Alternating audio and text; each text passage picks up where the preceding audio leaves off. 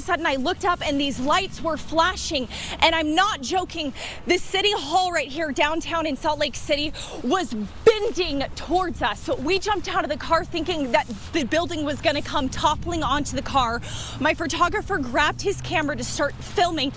Here in Utah, earthquakes are one of the few natural disasters that will affect everyday life. Thankfully, they are infrequent occurrences. When they do occur, citizens of our city wonder about their safety when faced with these unpredictable parts of life. We decided to take a look at earthquakes and their impact on society for our project. For this project, we had 4 goals. 1. Determine the probability distributions of earthquakes for any country. 2. Develop a reasonably predictive model for impact factors, such as fatalities and injuries for magnitude. 3. Explore how socioeconomic factors such as GDP affect the accuracy of impact factor models. And 4. Determine whether clustering improves on the predictive models. We explored the data collected using a scatter matrix. There doesn't seem to be a lot of strong correlations between any two variables when you look at the data as a whole. Next, we developed a geomap using USGS earthquake data. A geomap showed linear groups of earthquakes that seemed clusterable, but this avenue was not reasonable given the project scope. Instead, we clustered by the GDP, population, and GDP per capita, creating 6 groups.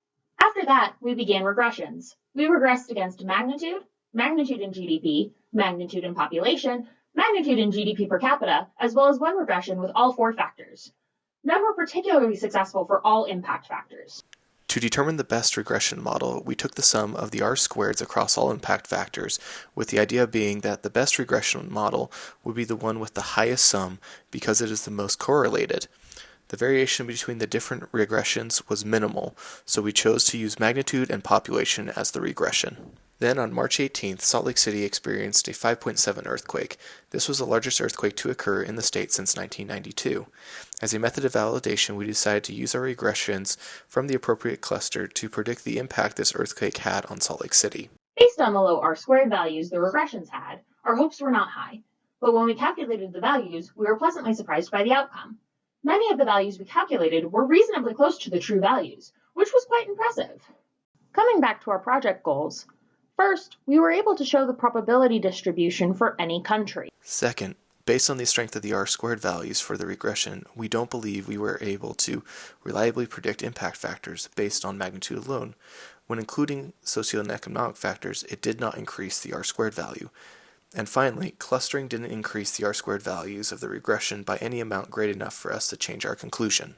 In the end, earthquakes are just too unpredictable to model impact effectively.